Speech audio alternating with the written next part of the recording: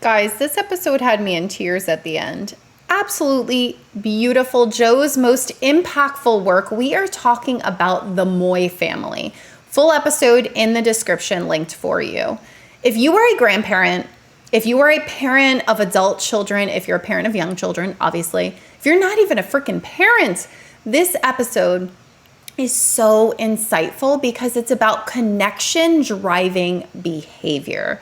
So grab yourself a beverage. I am so happy you're here. Let's dive in. There's a lot of sibling rivalry going on between Haley and Cameron. They're only 2.5 years apart, and they compete for our attention. I would just kill yourself then. You kill yourself. Well, there you have it, sisterly love. Wow, such hurtful words and almost no reaction. Did you guys see that? The girls didn't even flinch. It's like, oh, just a regular old Tuesday. We're in the car. My sister told me to off myself and I told her to off herself. That tells me that along the way, there was no adult to interfere. And it has led to this, an adult to teach them how to communicate of, hey, you have a need. This is how you reach that need. You use a skill called positive intent. What it is like, oh, you poked your sister with a pencil because you wanted your sister's attention. You can't poke your sister with a pencil. Instead, you say, excuse me. And then you look at the sister who's poked with the pencil and you say, did you like it? You didn't? Okay, then tell her you didn't like it and then tell her what to do instead. We have to give our children a voice before they're able to do it themselves. So if you leave your children who are close in age, which is a dangerous situation where suddenly they're rolling around on the couch, throwing things, spitting in each other's faces. If you leave them unstructured, they will act like wild animals. They will.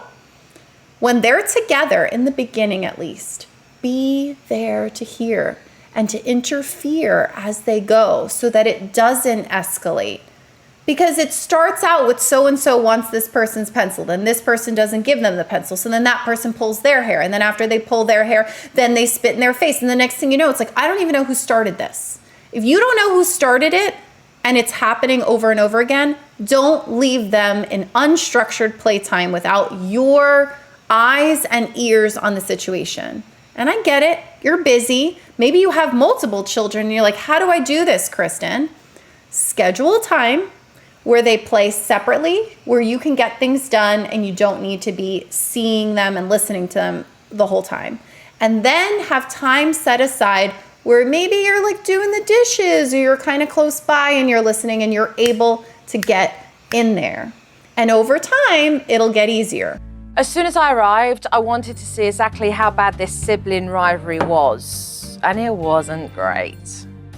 You girls hang out together? No. We don't like each other. I don't like Cameron. So why don't you like your sister? She pulls on my hair. So you're mean to each other? Haley is mean and not very nice to me. She's just very plain mean. Of course you girls hate each other. Look at how you're treating each other. I wouldn't like to be treated that way. I wouldn't like somebody if they treated me that way. Would you guys like for me to help you so that you're both happy? Do you like this?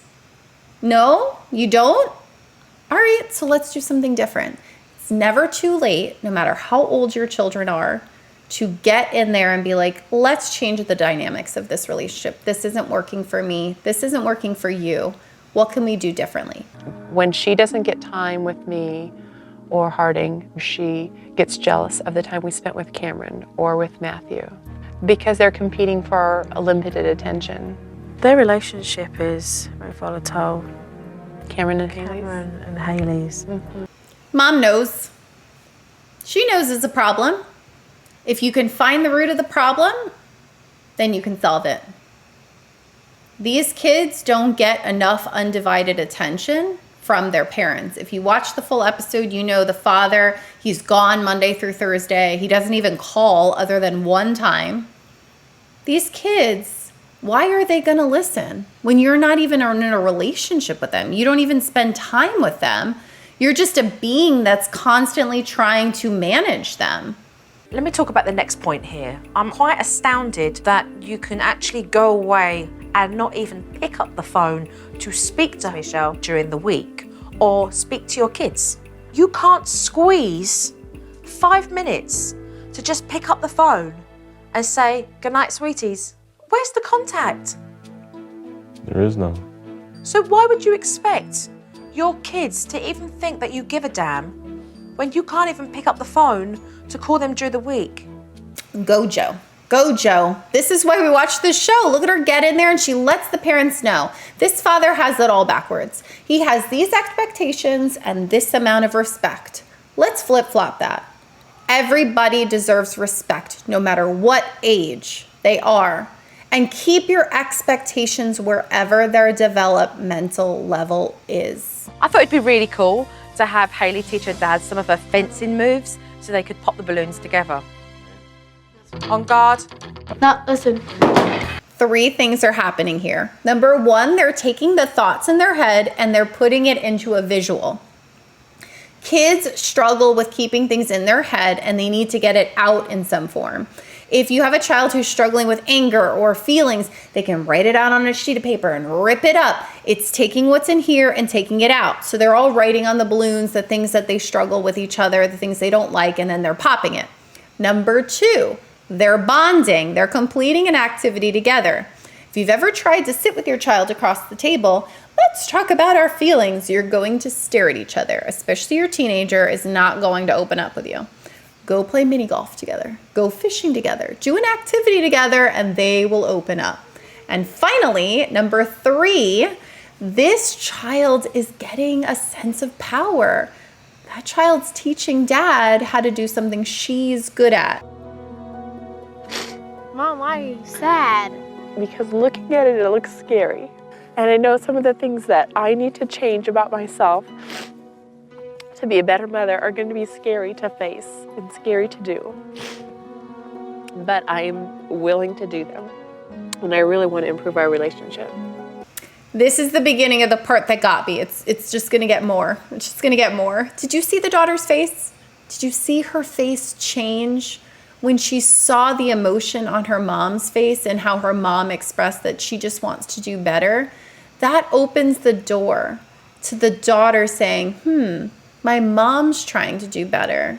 Maybe I should try to do better. That is the beginning of change.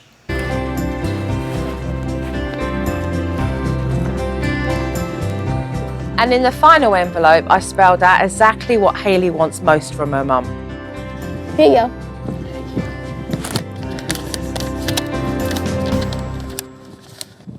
Love me.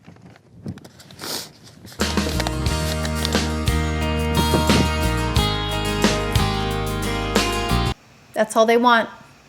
They just want to be loved for who they are as a person. Notice me, love me, help me, guide me. And it doesn't mean that you need to be perfect. Show me that you get angry, you get sad, you get frustrated, and that you keep trying and I keep trying.